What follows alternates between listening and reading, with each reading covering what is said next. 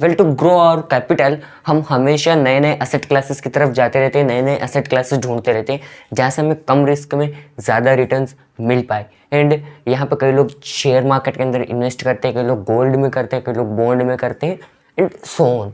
And ऐसा ही एक investment option है जहाँ पे आपको लो रिस्क में हायर रिटर्न्स मिल सकते हैं और आई कैन से कि शेयर मार्केट के रिलेटेड रिटर्न्स मिल सकते हैं, लगभग रिटर्न्स आपको मिल सकते हैं, बट शेयर मार्केट से इसका कोई लिंक नहीं है, राइट। सो उस इन्वेस्टमेंट ऑप्शन का नाम है invoice discounting. So in today's video I am going to cover all about invoice discounting. First of all let's start with what is invoice discounting. Invoice discounting क्या है?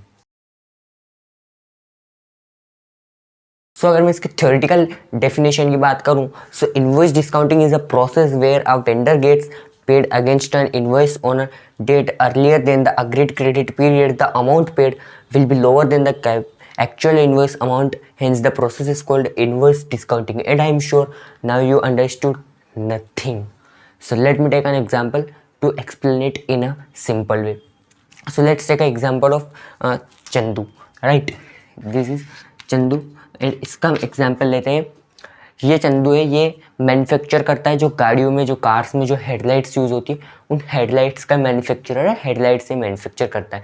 Now एक दिन मारुति जो company है car बनाने वाली, मारुति इस चंदू के पास आती है और मारुति कहती है डट हमें तुमसे हेडलाइट्स खरीदनी है। मारुति इस चंदू से हेडलाइट खरीदती है, बट मारुति एक कंडीशन रखती है कि वो जो पेमेंट है वो 60 डेज़ के बाद करेगी, 60 दिन के बाद करेगी, राइट, 60 डेज़ के बाद करेगी। अब प्रॉब्लम क्या आती है कि चंदू 60 दिनों तक अपने एम्प्लॉयज़ की सैलरी रोक सकता है? क्या वो अपने जो भी वर्किंग कैपिटल के रिक्वायरमेंट्स हैं उनको रोक सकता है? The answer is no. उसको हो सकता है पीछे उसके सप्लायर्स को पैसा देना हो, उसको एम्प्लॉयज़ का सैलरी देना है, उसको जो वो हेडलाइट्स मैन्युफैक्चर करेगा मारुति के लिए, उसके लिए उसको रॉ मटेरियल खरीदना है, बहुत सारी कॉस्ट आती है, वर्किंग कैपिटल कॉस्ट, राइट। तो यह चंदू फंस जाता है क्योंकि उसको एक तरफ अगर डील छोड़े तो बड़ी डील उसके हाथ से जाएगी, दूसरी तरफ चूँकि क्रेडिट पे माल ले रहा है तो उसको वर्किंग कैपिटल की प्रॉब्लम आएगी। तो इसी को सॉल्व करने के लिए बीच में आता है इसी का एक friend Monu. This is Monu, right. तो मोनू बीच में आता है, ये कहता है चंदू से डेट तू तेरे पास जो इन्वॉइस पड़ा है मारुति का 10 लाख का इन्वॉइस वो मुझे दे दे, मैं तुझे अभी 9,80,000 रुपये दे देता हूँ जिससे तेरा वर्किंग कैपिटल मैनेज हो जाएगा। और 60 दिन के बाद जब मारुति पे करेगा वो 10 लाख तो वो मैं कलेक्ट कर लूँगा, मोनू उसको कलेक्ट कर लेगा। एंड इस पूरी प्रोसेस में अब क्या हुआ, यहाँ पे मारुति को क्या बेनिफिट हुआ, उसको क्रेडिट पर माल मिल गया, उसको पेमेंट अभी नहीं करना पड़ा।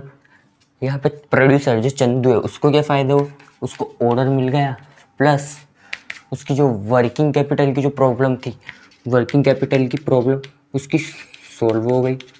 और मोनू को क्या फ़ायदा हुआ, इसको इंटरेस्ट मिल गया उस इन्वॉइस के ऊपर, राइट। अब मोनू को दो तरह से फ़ायदा हुआ। नंबर एक तो चूँकि 10 लाख का इन्वॉइस था तो अब मारुति जब मोनू को पे करेगी, क्या वो 9,80,000 ही पे करेगी? बिकॉज उसने तो 9,80,000 ही दिए चंदू को। The answer is no. Maruti उसको 10 लाख ही पे करेगी तो 9,80,000 उसने चंदू को दिए और मारुति से उसको 10 लाख मिलेगा, तो बीच का जो 20,000 का डिफरेंस आएगा वो मोनू के लिए प्रॉफिट हो जाएगा। साथ में 60 डेज़ का जो क्रेडिट पीरियड है तो मोनू के लिए एक और बेनिफिट, उसको उसका इंटरेस्ट भी मोनू को मिलेगा उस क्रेडिट का। एंड ये पूरी प्रोसेस को हम बोलते हैं इनवॉइस डिस्काउंटिंग या फिर बिल डिस्काउंटिंग। सो नाउ जब अब आपने समझ लिया कि इनवॉइस डिस्काउंटिंग क्या होती है, बिल डिस्काउंटिंग क्या होती है, तो अब बात करते हैं भैया इसके अंदर रिटर्न्स कितने मिलते हैं। तो रिटर्न्स एज आई सेड कि यहाँ से आप 12 to 20% तक रिटर्न्स बड़ी इजीली अर्न कर सकते हो थ्रू इनवॉइस डिस्काउंटिंग, जो कि शेयर मार्केट के लगभग बराबर ही है।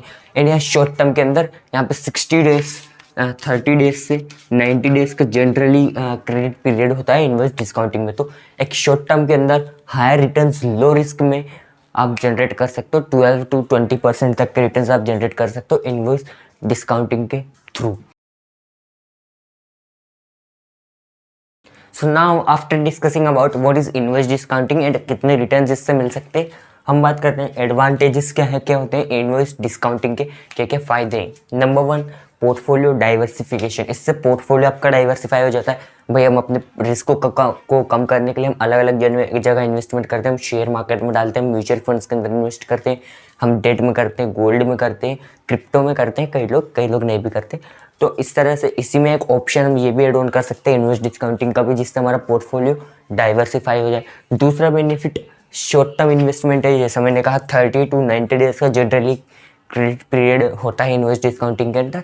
तो एक शॉर्ट टर्म में आप अच्छा रिटर्न्स अर्न कर सकते हो। Low risk high return investment है, रिस्क बहुत कम है, क्योंकि अगर बड़े रेप्यूटेड ब्रांड्स का आप लोग जैसे मारुति, टाटा, अमेजोन, फ्लिपकार्ट, बड़े बड़े ब्रांड्स हैं, डिफ़ॉल्ट का रिस्क बहुत कम है। तो लो रिस्क में आपको हायर रिटर्न्स मिल सकते हैं 12 to 20% तक के। फिर no link with share market.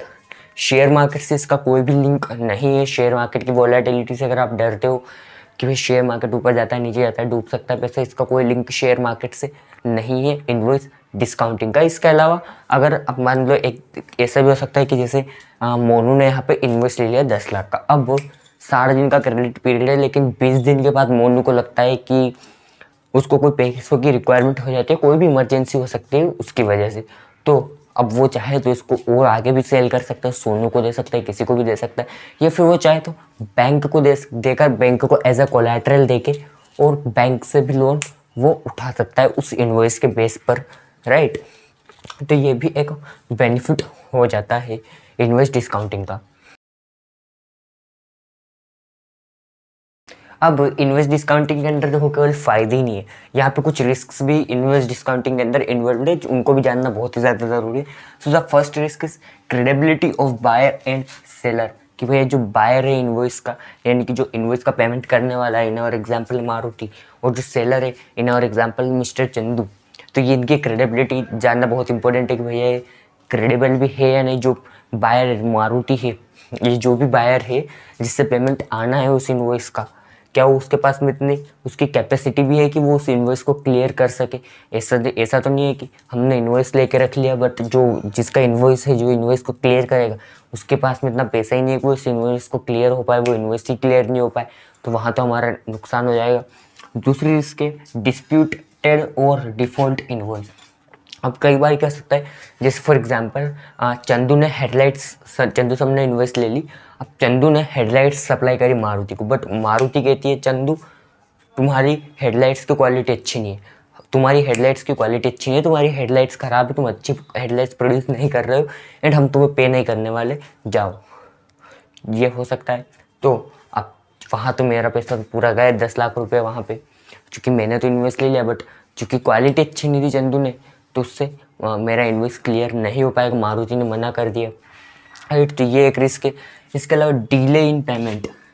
अब ऐसा भी हो सकता है मारुति ने मुझसे बोला फॉर एग्जांपल 60 दिन का क्रेडिट पीरियड दिया, बट मारुति ने 70 दिन के बाद जाके पेमेंट किया, तो वो भी एक रिस्क है। फ्रॉड इन्वॉइस कई बार क्या होता है, जो इन्वेस्ट डिस्काउंटिंग प्लेटफॉर्म्स है उन पे कई सारी फ्रॉड इन्वॉइसेस भी अपलोड हो जाती है।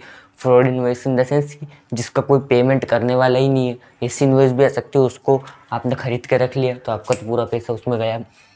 इसके अलावा हाई कैपिटल रिक्वायरमेंट, जैसे शेयर मार्केट में, म्यूचुअल फंड्स में हम सिर्फ 500 रुपये से भी शुरुआत कर सकते हैं इन्वेस्टिंग की, बट इन्वेस्ट डिस्काउंटिंग में ऐसा नहीं है। यहाँ आपको हाई कैपिटल चाहिए, यहाँ पर आपको मिनिमम 50,000 तक की कैपिटल आपके पास होनी चाहिए, तभी आप इन्वेस्ट डिस्काउंटिंग के अंदर इन्वेस्टमेंट अपनी स्टार्ट कर सकते हो। तो ये इसको हम रिस्क नहीं बोल सकते, इसको डिसएडवांटेज हम बोल सकते हो। तो ये रिस्क, ये एडवांटेजेस मैंने आपको बताया इन्वेस्ट डिस्काउंटिंग के। नाउ अब आपने समझ लिया कि इन्वेस्ट डिस्काउंटिंग क्या है, क्या एडवांटेजेस है, क्या रिस्क से सारी चीज़ें। तो अब क्वेश्चन आता है कि इन्वेस्ट डिस्काउंटिंग में इन्वेस्ट किस तरह से करें, इन्वेस्टर्स में इन्वेस्ट किस तरह से करें। बट उसके पहले एक disclaimer, I am not a financial advisor, तो और मुझे भी एसेट क्लास के बारे में पूरा कंप्लीट नॉलेज नहीं है, तो आपको भी पहले इसके बारे में थोड़ा और रिसर्च करना है और उसके बाद में ही अपना इन्वेस्टमेंट का इसमें प्लान बनाना है। तो इन्वेस्ट किस तरह से करना है मैं प्लेटफॉर्म आपको बता देता हूँ। तो कई सारे प्लेटफॉर्म्स है वैसे तो, बट मैं यहाँ पे रिकमेंड करूँगा ट्रेडक्रेड को। ट्रेडक्रेड तो ये ICAI जो चार्टर्ड अकाउंटेंट्स के लिए इंस्टीट्यूट है, वहाँ से सर्टिफाइड है। BCK का ऑफिस इनको ICAI ने दिया है ट्रेडक्रेड को। तो इस तरह से और इसके जो फाउंडर है वो भी एक CA रह चुके हैं, ICAI के मेंबर रह चुके हैं। तो यह क्रेडिबिलिटी इस प्लेटफॉर्म के अंदर आ जाती है। इसके अलावा कुछ एडिशनल फीचर्स भी आपको ट्रेड क्रेडिट में मिल जाते हैं। बाय द वे ये कोई रिकमेंडेड वीडियो नहीं है, मुझे प्लेटफॉर्म अच्छा लगा ट्रेड क्रेडिट तो मैं आपको बता रहा हूँ कि यहाँ पर कुछ फीचर्स भी अच्छे हैं। जैसे फॉर एग्जांपल अगर आपको डिले इन पेमेंट का जो रिस्क था यहाँ पे ये कम हो जाता है, बिकॉज यहाँ पे ट्रेड क्रेडिट ये इंश्योर करता है कि अगर आपको पेमेंट डिले हो रहा है तो जितने दिन डिले हुआ पेमेंट उसका भी आपको इंटरेस्ट मिले, ये चीज़ ट्रेड क्रेडिट इंश्योर करता है। इसके अलावा यहाँ पे जो रिस्क था कि भैया यह डिस्प्यूटेड डिफॉल्ट इनवॉइस का, तो इस कंडीशन में भी ट्रेड क्रेडिट आपकी हेल्प करेगा। यहाँ ट्रेड क्रेडिट पर जब भी कोई इनवॉइस अपलोड होती है तो उसके पहले ट्रेड क्रेडिट की पूरी टीम उसको एनालाइज करती है, दोनों पार्टीज़ को एनालाइज करते हैं, उसके बाद ही वो वहाँ पे अपलोड होती है। एंड और भी कई सारे फीचर्स है ट्रेड क्रेडिट के ऊपर, आप थोड़ा और इसके बारे में सर्च कर सकते हैं। तो नाउ जब हमने सब कुछ समझ लिया इनवॉइस डिस्काउंटिंग के बारे में, तो अब क्वेश्चन आता है टैक्सेशन का कि भैया टैक्सेशन का क्या सीन है, कितना टैक्सेस यहाँ पे लगने वाला है इनवॉइस डिस्काउंटिंग के अंदर। तो इनवॉइस डिस्काउंटिंग में टैक्सेशन टैक्स आपके ऊपर लगेगा आपकी इनकम, आपकी टैक्स स्लैब के अकॉर्डिंग। फॉर एग्जाम्पल अगर आप 10% टैक्स स्लैब में आ रहे हो तो आपके ऊपर 10% टैक्स लगेगा, और 30% टैक्स स्लैब में आ रहा है तो 30% टैक्स यहाँ पे लगने वाला है। और जो टैक्स आपका लगेगा वो लगेगा इनकम फ्रॉम अदर सोर्सेस के अंदर। This was all about invoice discounting. हमने समझा इनवॉइस डिस्काउंटिंग क्या होती है, क्या एडवांटेजेस है, क्या रिस्क होती है, किस तरह से काम करती है, हाउ टू इन्वेस्ट, किस तरह से इन्वेस्ट करें, और ट्रेड क्रेडिट के बारे में भी हमने समझा। साथ में हमने देखा कि क्या टैक्सेशन का यहाँ पे सिस्टम रहता है। तो अगर वीडियो पसंद आए तो वीडियो को लाइक कर देना, शेयर कर देना सभी के साथ में, और इस चैनल को सब्सक्राइब करके बेल आइकन कॉल पर से जरूर कर लेना। सो मिलते हैं नेक्स्ट वीडियो में नेक्स्ट फाइनेंशियल टॉपिक को आपकी कप ऑफ टी बनाने के लिए। तब तक के लिए धन्यवाद।